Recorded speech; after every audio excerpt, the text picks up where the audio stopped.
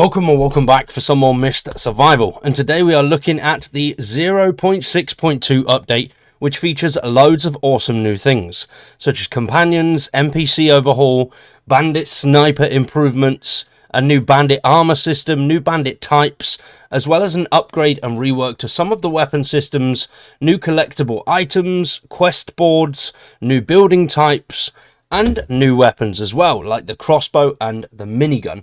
This update is absolutely insane. It is massive, and I cannot wait to get stuck in and try it out. Today, though, we're going to go over the patch notes and see what we've got. So this is mainly focused on performance, but does introduce some new core systems that are going to allow the developer to expand more content in the future.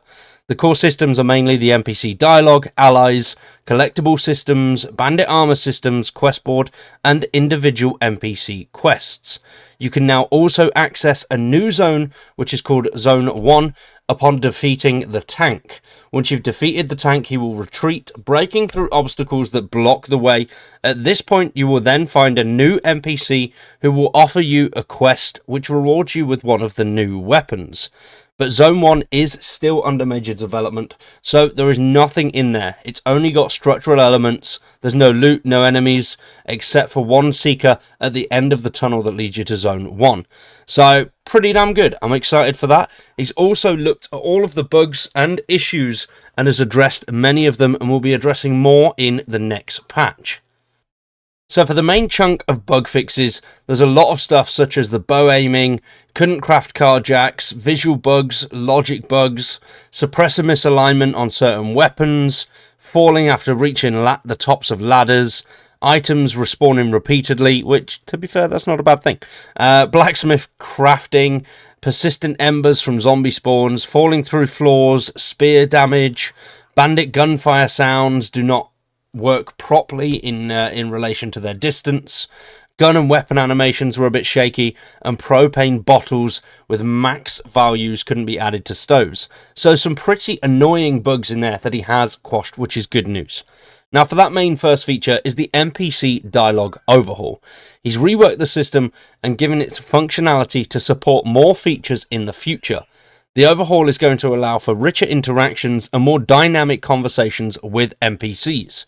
Each main or ally NPC will now have their own dialogue lines, which may provide clues or hints to what you've got to do. So I do like that, and as you can see here, this is the NPC we saw in the trailer a while back, and looks quite good though, looks quite good. And now you can actually engage with them a little bit more. So as you can see here, you can have a conversation with them and let them know what you're going to do. And that comes into play now because there's a lot more management when it comes to NPCs. You do have to manage their thoughts, feelings, and keep them relatively happy. Alongside that, you can now manage their costumes, which can be obtained through collections or from trading with other partners. So, pretty damn cool. I like the idea of expanding the trading systems in the game and being able to customize the NPCs and companions that you've got around your base.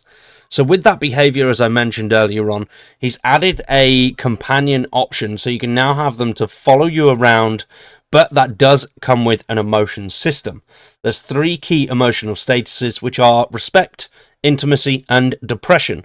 These will significantly influence your relationships with the NPCs, unlocking new dialogues and interactions as your bond develops. There's also going to be unique rescue and recruit quests and tasks along the way to gain yourself more of these NPCs. Now, as I mentioned in the previous video, whether we're going to see more NPCs around our base is yet to be seen. I would like to see a significant improvement in the amount of NPCs we could have. Beforehand we could have 2, but now there's a few more in the game and they serve a bit of a better purpose. So having them wandering around the base, being able to help and do more would be really beneficial. But for the time being, we've only got Scott available, which is that one companion. He's got limited dialogue lines and interactions, and he's planning on adding more companions and updates to the companions in every update. Rachel will be introduced shortly, and it is a shame because I did enjoy the old system where you could have 2 of them wander around the base helping you out. Now we still have the one, but you know, I think as soon as he gets more in, it will be better. But it does seem like he's sort of finalising the process of Myst and getting things to that final polished stage. So we'll have to wait and see what that looks like and how many NPCs we'll get. Now, there has been a Bandit NPC improvements as well. We've gone over this before because he featured this in his preview a couple of months ago. So the Bandit Sniper is now improved. It has a better laser. He has a better laser and visual system now, so be able to focus on you a little bit easier. They've also now got armor, and you can come across a Bandit boss, which is good news. So as you can see, the armor looks pretty damn beefy. You're going to have to get some good shots in on certain areas there. The bandits are relatively easy to take down as is. If you've got a double barrel shotgun, you can get 1-2 shots on them. They are done for. One close range shot does a bandit with no problems. Now though, with this armor system in place, you are going to be using a lot more ammo, and you're going to have to pick your shots a little bit more carefully. So as you can see here, this is the new damage system. Like I said, you're picking shots a lot more carefully now. Hands only does 15% damage, arms is 55%, head is 500%, chest is 100%, and legs are only 65%. But if they are wearing those vests, obviously that center mass is out of commission completely, and if they've got the face mask on, that 500% is gone as well. So it's going to have to be leg and arm shots. Basically shoot some legs off. That's the best thing you can do. There's also been an upgrade and rework to the weapon system. You can now upgrade weapons through workbenches and from NPCs. Workbench upgrades are limited to melee weapons only. For upgrades to other weapons, like the crossbow, you will need to find an NPC that is capable of crafting or upgrading them. Now, he did mention earlier on that there's only one NPC in the game, but there are traders available. So those are also NPCs. You will have to go and see the trader NPCs to do things like this. There's also a new system, which is collectible items, and I do like this. Love this collectible item system. Looks really cool. I would like to get videos going on how you can get these, where you can get these, but the game changes so much, and it seems like every couple of months, key things move around the map, so I think it is better to wait a little bit until some of those are completely done.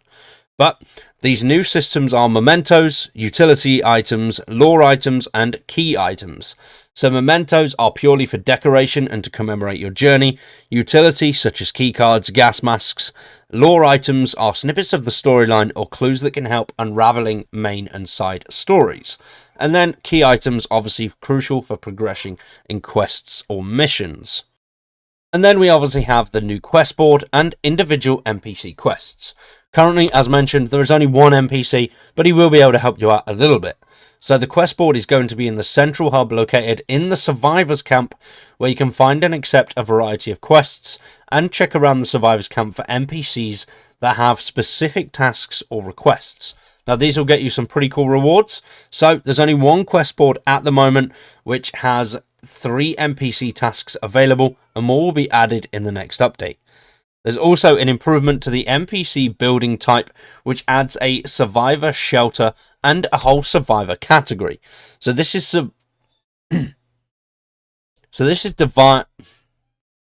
designed specifically for your NPCs as allies. When you want to bring them back to your base, you can request that they have their own shelter.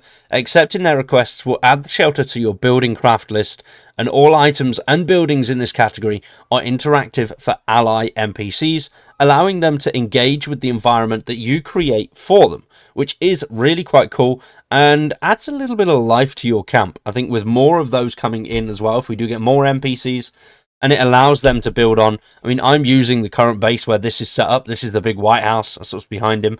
Obviously, you got the little 4x4 quad thing over there as well.